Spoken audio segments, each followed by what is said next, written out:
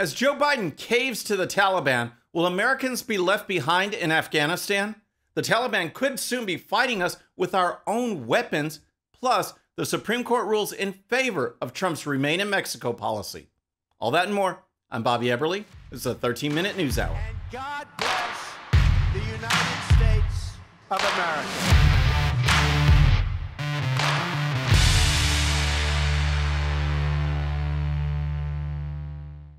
Okay, friends, welcome to the show. Happy Wednesday. I hope you're having a great week. If you're new to the show, thank you so much for tuning in. We're going to start with Joe Biden and the latest example that the Taliban is actually calling the shots in Afghanistan. It certainly isn't Joe Biden. It's not Kamala Harris. It's not the Biden administration. The Biden team set a deadline of August 31st, 6 days from now, to be completely out of Afghanistan. Thousands of Americans are stranded, despite what White House Press Secretary Jen Psaki said on Monday. Most of the criticism is not of leaving Afghanistan, it's the way that he has ordered it to happen, by pulling the troops before getting these Americans who are now stranded. Does he have a sense of that? First of all, I think it's irresponsible to say Americans are stranded. They are not. We are committed to bringing Americans who want to come home. We are in touch with them via phone, via text, via email, via any way that we can possibly reach Americans to get them home if they want to return home. Now, I really don't think she knows what the word stranded means. If your pathway is blocked from leaving because of, say, the Taliban or ISIS or lack of communication or inadequate resources, then you know what? You're stranded. Now, this issue came up again in yesterday's press briefing. Rather than deal in reality, Psaki doubled down on the "no American is stranded" talking point. What do you say to the American citizen in Kabul that Fox spoke to this morning? Her name is, she's going by Fatima. She says, we are stranded at home for 4 days, 3 days. We didn't hear anything from anywhere, and they're saying to go to the airport, but we're not being given clear guidance. Our emails are getting ignored. Well, why don't I convey to you exactly what we are doing? And I think what's important to note that I also said yesterday in the full context of my answer, which I put out today, was that we are committed to bringing Americans home who want to leave, and that is the president's commitment. Joe Biden also spoke yesterday, and his comments only added to the conclusion that he does not know what he's doing and that this situation in Afghanistan is a disaster. Americans are stranded. U.S. military equipment is being left behind, and our allies were blindsided by Biden's actions. Here is how Biden started his comments on Tuesday. Before I update you on the meeting that I had with leaders of the G7 earlier today, I want to say a word about the progress we're making on the Build Back Better agenda here at home. I just got off the telephone with the leaders in the House. Today, the House of Representatives has taken significant step toward making a historic investment that's going to transform America. We interrupt our failure in Afghanistan to bring you this important message about building back better in America. Are you kidding me? What he's talking about is his $3.5 trillion Green New Deal big government blowout, and he thinks that's more important than to focus on Americans stranded in Afghanistan. Now, Biden eventually got to the topic and said this. Thus far, the Taliban have been taking steps to work with us so we can get our people out. But it's a tenuous situation. We're already had some gunfighting break out.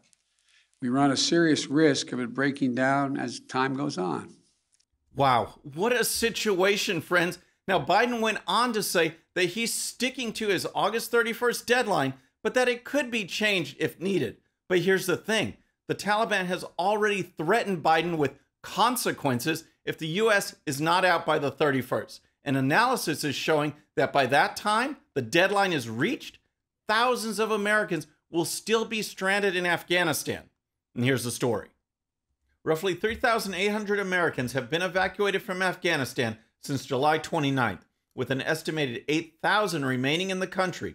An official with direct knowledge of the situation told the Daily Caller on Tuesday. The official told the caller that it seems doubtful we are going to bring in 8,000 more Americans between now and the August 31st deadline. Over the past 24 hours, over 350 Americans departed Afghanistan, according to the official. The White House said early Tuesday that approximately 21,600 people were evacuated from Kabul from August 23rd at 3 a.m. to August 24th at 3 a.m. If roughly 350 Americans continue to depart daily over the next week, the U.S. will still not successfully evacuate all American citizens. With 8 calendar days remaining from Tuesday through Biden's August 31st deadline, and assuming the U.S. is able to continue roughly 350 American evacuations per day, some 5,200 U.S. citizens could be left stranded in the country. So here's the deal. If it is obvious that Americans will be left behind by the August 31st deadline, why not show some leadership instead of caving to the Taliban and sending this message to the world that the Taliban is calling the shots? Tell the Taliban point blank, we will leave when every American has left. We will leave when all our equipment is removed. If you harm us, we will bomb you. There will be consequences. Instead, the Taliban is issuing the orders. The Taliban is saying there will be consequences. And in the meantime, it appears that Joe Biden's leadership, Americans are being left behind. And, by the way, this press statement yesterday once again involved no questions from the media at all. And here's how it ended.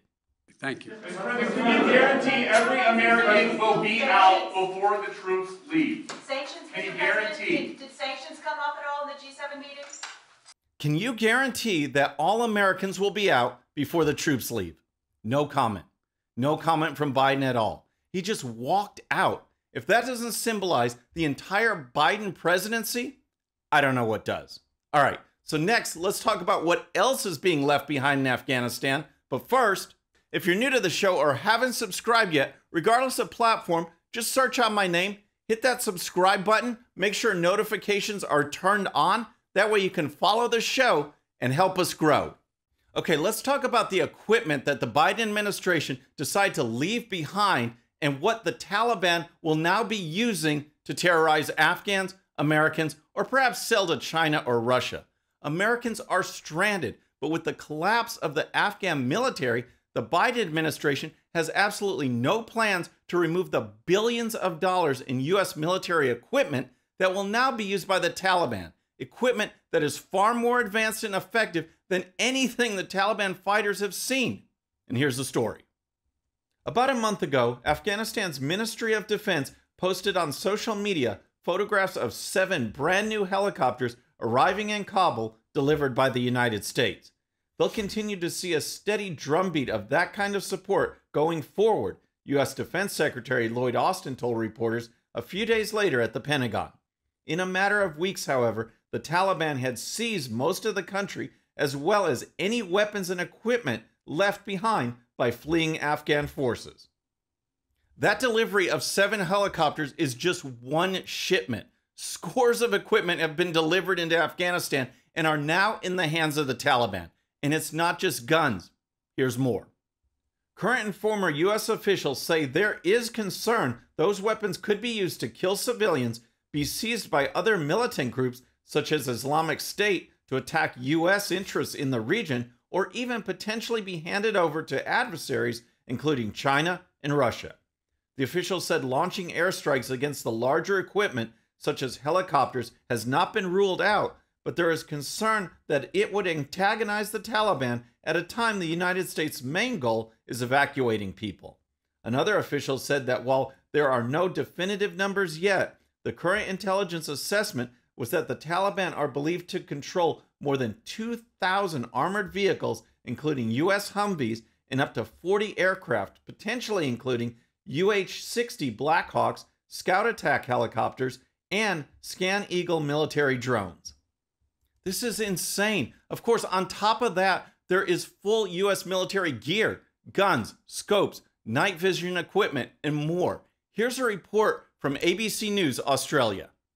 When you saw the significant collapse of the Afghan troops we had trained, up to 300,000 of them, just leaving their equipment and taking off, that was, that's what happened. That's simply what happened. The weapon of choice for insurgents the world over has been the Russian Kalashnikov AK-47. The Taliban appear to be swapping out theirs for U.S.-made M4 carbines and M16s. We don't have a complete picture, obviously, of where every article of defense materials has gone, but certainly a fair amount of it has fallen into the hands of the Taliban. Thousands of ground vehicles ceded to the Taliban include cargo bed-configured Humvees equipped with enhanced armor protection and more powerful engines. After the Taliban took Afghanistan's second city, Kandahar, photos and videos of fighters posing with military helicopters soon followed. The report mentions other aircraft as well as biometric equipment used by U.S. forces that are now in the hands of the Taliban. In other words, if we do stay longer to get every American out and the Taliban fights back, they will likely be fighting us with our own weapons. All right, so next let's talk about the Remain in Mexico policy initiated by former President Trump, a policy which is widely credited for helping stop the surge of illegal aliens during his administration. Joe Biden stopped the policy on Inauguration Day, but the Supreme Court has stepped in and said, not so fast. And here's the story. The Supreme Court on Tuesday rebuffed President Biden's request to halt a lower court order that revives the Trump-era Remain in Mexico border policy, effectively forcing the new administration to make a good faith effort to push illegal immigrants back across the border.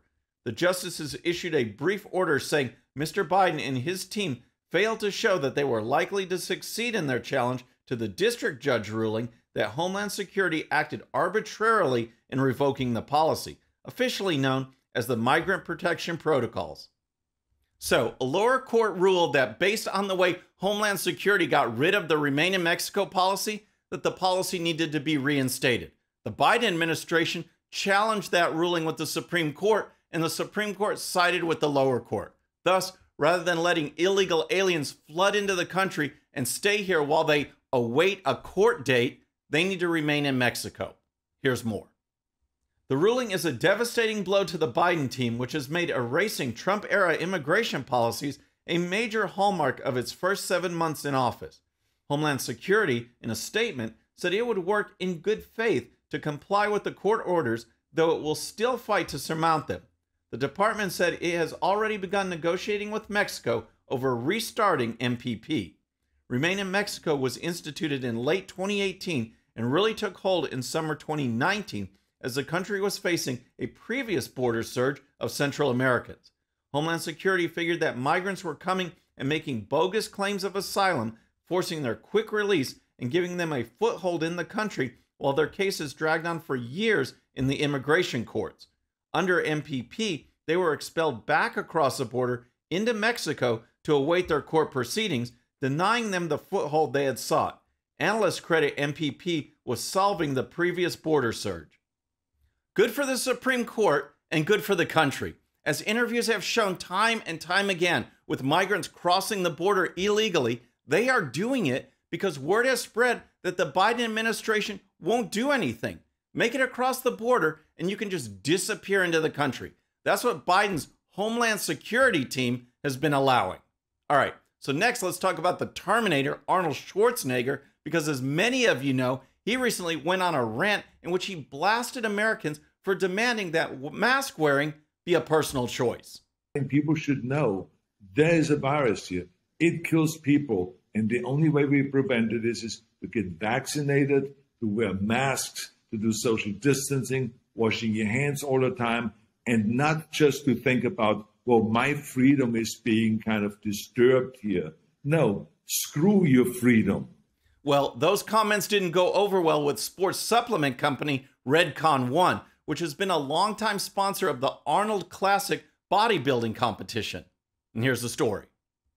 Redcon One, a sports supplement company, announced last week they were pulling out from sponsoring next month's Arnold Classic bodybuilding competition over Schwarzenegger's dangerous and anti-American comments, USA Today reported.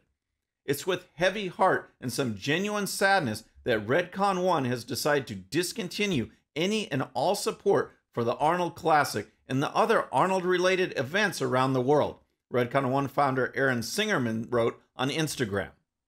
So, here's the question. Is this the right thing to do, or is this an example of cancel culture that all of us despise? Here's more. Although Singerman said Redcon 1 has been a sponsor of the Arnold Classic for nearly a decade, the founder said his company is a patriotic pro-freedom brand that supports freedom of choice. Anyone who says screw your freedoms is un-American, Singerman said. We've spent hundreds of thousands of dollars being a top sponsor of the event, and this year, the exclusive sponsor of the webcast. But we can't in good conscience continue to support and be involved with someone who has such diametrically opposed beliefs, Singerman added. Great comments from Singerman. And now, back to the question. Is this just another example of cancel culture? For a brand that positions itself as patriotic and pro-freedom, it's really hard to be aligned with a celebrity who says, screw your freedoms. I think this is a good move by the company, and it is quite different than some of these big national brands which have been taken over by the woke radical left and promote policies that have nothing to do with patriotism, freedom, or common sense. Friends, that's our show for today. I hope you enjoyed it. And before you go, if you're new to the show or haven't subscribed yet, regardless of platform, just search out my name, hit that subscribe button, make sure notifications are turned on. That way you can follow the show and help us grow. Thank you so much for tuning in. Our next show is going to be Friday evening at the usual time, 6:30 p.m. Central Time. Until then, I'm Bobby Eberle. This is the 13-Minute News Hour.